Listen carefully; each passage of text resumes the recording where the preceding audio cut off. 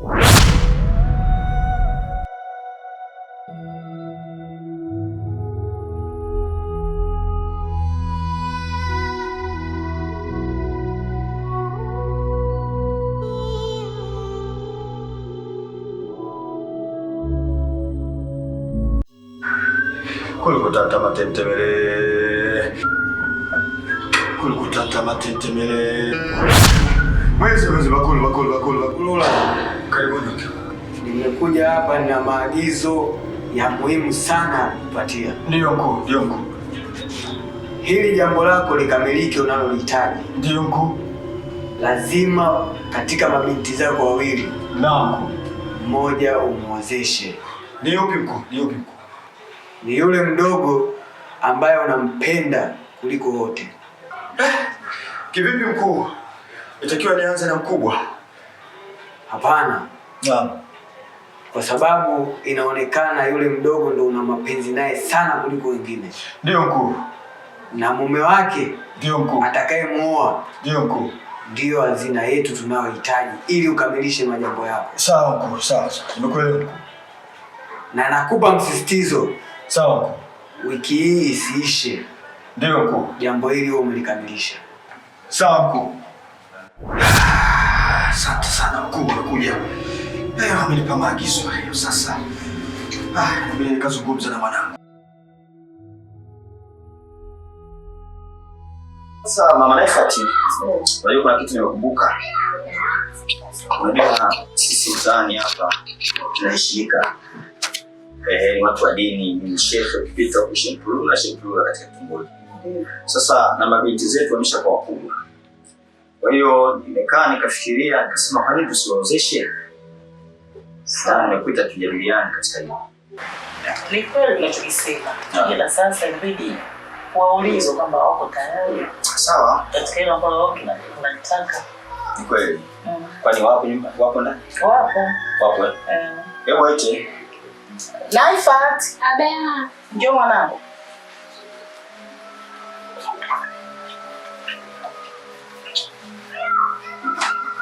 Mtela hapo iko. Amelala au? Amna, iko ndani anasoma Qur'an. Lola. Mama. Hebu njoo mama. Mashallah. Mwanangu alikuwa anasoma Qur'an. Na wewe mwanangu? Tulikuwa tunasoma hapo. Inshallah. Salamu alaykum mama. Wa salaam. Shikamoo baba. Baba, kwa mama. Sasa mwanangu, mamako ombe salamu alaykum. Wewe umeniambia shikamoo, Baba bwana. Okay, sasa mimi nimewaita. Kuna kitu nimekifikiria ambacho ni muhimu sana. Unielewa mwanangu? Naifati, unielewa mwanangu? Ndio. Unaelewa mwanangu? Nafahamu. Unajua nyinyi mmeshakuwa mabinti wakubwa sasa hivi, Sasa nafikiria mweze kuolewa. Sawa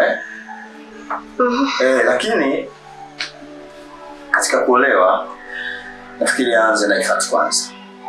Bwana Naifat. Anaanzaje Naifat Ketelona? Nina sababu zangu. Mimi ninajua. Kwa sababu sisi tunajua mkubwa na ni kweli kabisa inatakiwa aanze Naifat kwa sababu nina sababu zangu za msingi. Baba. Naam. Kwa nini Naifat na sio mimi? Mwanangu, mimi na wewe tutazungumza. Sio na wasiwasi. Mimi najua. Humo ndani amnipendi na mjeni kunithamini. Dada. Niache. Mwanangu, Naifat. Umeona sasa? Umeona? Ngoja mimi nitazungumza naye ana shida. Naifat mwanangu. Kuna mtu yote ambaye labda unamfahamu huko? Yupo Mbona hujasema sasa mwanangu? Nilikuwa najifikiria tu baba jinsi ya kuambia. Ndio. Ila kwa kuwa nyinyi mmeridhia. Nitamleta. Basi hakuna shida. Wewe mwambie alete barua. Aje ajitambulishe. Sawa mwanangu tufanye hili jambo basi ukiolewa wewe atakuja dada yako naye ataolewa. Sawa mwanangu. Ana uhakika. Ndio. Basi sawa. Sasa mimi nafikiri kama yupo mwambie afuate taratibu. Sawa. Kama ni barua alete ili tuweze kukamilisha jambo kwa sababu kikakaa hivi inakuwa ni mtihani. Sawa. Ukiolewa wewe dada yako naye ataolewa. Lakini nataka uanze wewe kwa sababu nina sababu zangu za msingi. Sawa mwana. Basi sawa.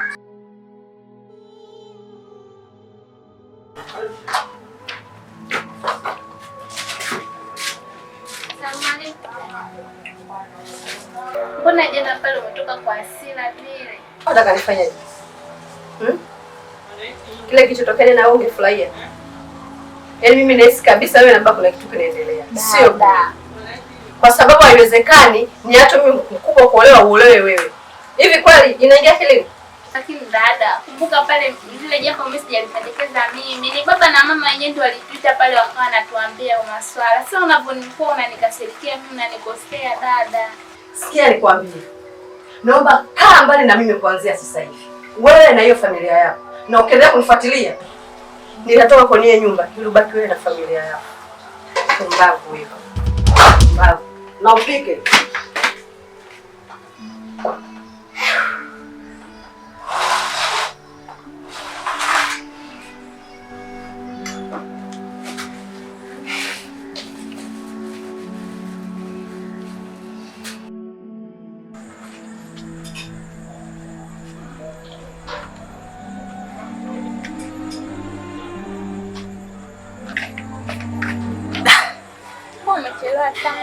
Samahani kidogo, nilikuwa mbali. Ulikuwa wapi? Mbona nimekusubiri muda mrefu? Nilikuwa nyumbani. Yaani muda wote napigia simu. Vipi Nashfati, mbona usiku sana?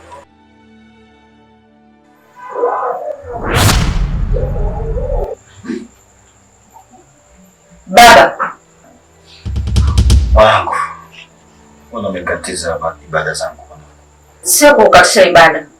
Hivi jambo la pale asubuhi mbona ni sahihi kweli? Wangu, acha mdogo wako olewe. Nafikiri taratibu zetu nazijua. Kuna jambo la dharura nataka tuongee. Gani? Mbona usiku?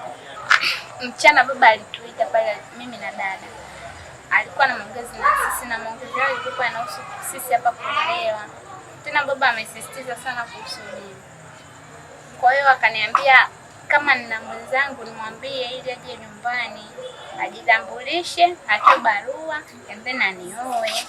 Haya ni maagizo kutoka kwa wakuu wetu. Siwezi kuyapinga. Baba, ni mara ngapi ninakwambia kwa nataka kuolewa? Lakini unanizuia. Ni kweli mwanangu, mimi nakupenda sana, ndio maana nikaona nikukabidhi hii kazi. Nimekwambia kuwa na subira, muda wako ukifika utaolewa. Sasa basi. Mimi ninachotaka nataka kuolewa. Kwa ndio maana mimi nimekuja mpenzi wangu sasa hivi nije nikwambie taarifa. Alafu kama uko tayari, naomba ubadilishe mavazi yako. Naongea uko serious kabisa. Uko serious?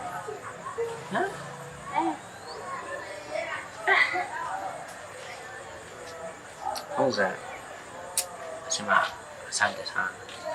Kwa sababu sikutegemea kweli. Kama umeweza kuambia wazee kwamba uko na mimi na wazee wanataka mimi nikuoe, niko tayari. Kweli? Nakuahidi. Asante mpenzi. Nakumbuka unishirikisha hii kazi nilikuwa sihitaji ila nikuheshimu. Na ukiendelea kunizuia ile jambo utamweleza mama. Mwanangu, nimesema kuwa na subira. Baba, siwezi kuwa na subira. Nimesema nataka kuolewa. Na ukishindwa kufanya hili nitamwambia mama. Wewe unawapingia wakuu wetu mwanangu. Mwanangu ameondoka na hasira. Sasa hata ibada tena siwezi kuendelea. Ila nitajua cha kufanya. Ila usiku sana. Usiku sana. Hili mimi nimelipokea kwenye nyumbani. Nikaongea na wazee. Hili jambo alitaka muda mwingi. Nataka ishi. Asipoa rudi nyumbani mwenyewe. Kwenye na mimi niende nyumbani. Bana mazingira gani? Mimi na mchumba. Na wazazi wake walisha ruhusu yeye kuolewa. Alafu mimi niko tayari pia kumuoa. Kwa hiyo nilikuwa nahitaji tayari kweli? Kweli nahitaji kweli. Na ndio maana nimekufuata. Ilikuwa kama ni mtu wa vitu vingine tu ambao kama vijana wengine nisingekufuata. Kufuata ili uwe msimamizi wangu. Sawa, nataka unisimamie ndoa yangu ili kuanzia mwanzo mpaka mwisho. Nataka usimamie kweli kama unasimamia ndoa zingine. Sasa hiyo familia gani unataka kuoa? Familia ambayo nataka kwenda kuoa ni familia ya Shempulula. Basi sawa, nashukuru sana.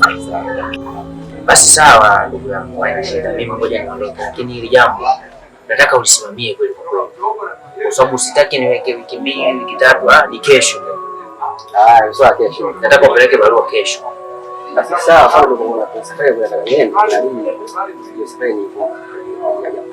Basi sawa, utakuwa umeniheshimisha sana. Nashukuru sana.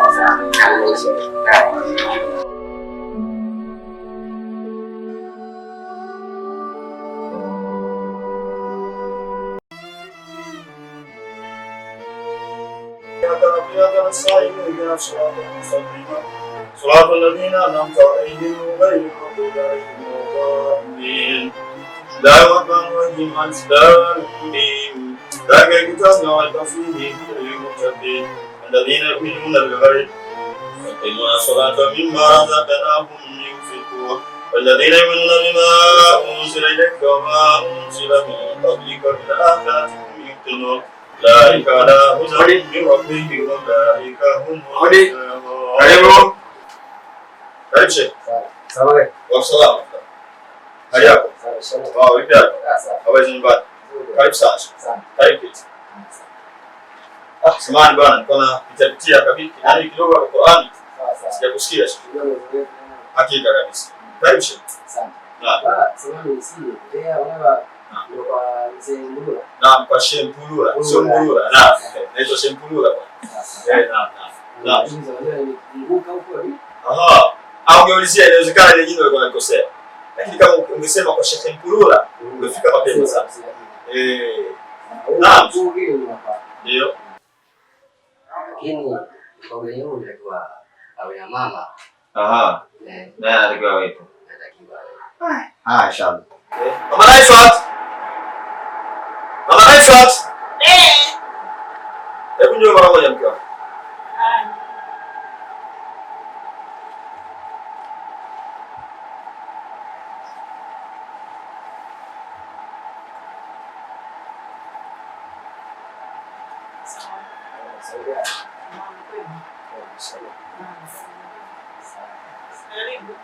Yangu huyu mgeni wetu anasema na maagizo amepewa, lakini msipate sote. Kwa hiyo namsikiliza. Karibu. Asante. Wazee wangu mimi nimetumwa na mkuu mmoja wa Zinja. Ndio. Na mtoto wao anaitwa Nasir. Sawa. Inasemekana kwamba wewe una mabinti wawili. Sahihi. Mmoja mbamba hivi na mwingine fupi hivi. Ndio. Kwa hiyo anatakiwa hapo Nasir huyo. Anamwona binti yako mmoja. Anataka kuoa. Ambaye ni yupi katika hao wawili? Nasir huyo fupi. Naifat. Mashaallah. Allah amebariki. Kwa kweli. Karibu sana. Mimi ndo mshangaa. Sawa. Haitakosa hiyo. Ndio. Shukrani sana. Sasa Naifat. Unajua mtoto anakuwa watu wawili, lakini ni wa familia nzima. Sisi tuna ndugu zetu, tuwape taarifa ili tukija kusoma barua tuko pamoja. Kwa hiyo hii kwanza kaitunza, kaifanye. Sawa Tutapa taarifa. Sheikh, mimi ni kuahidi kesho uje ufuate majibu. Kesho uje ufuate kila kitu kitakuwa tayari. Basi sawa, mimi ngoja niwaache. Basi inshallah. Karibu sana. Karibu sana. Mashaallah. Kabisa.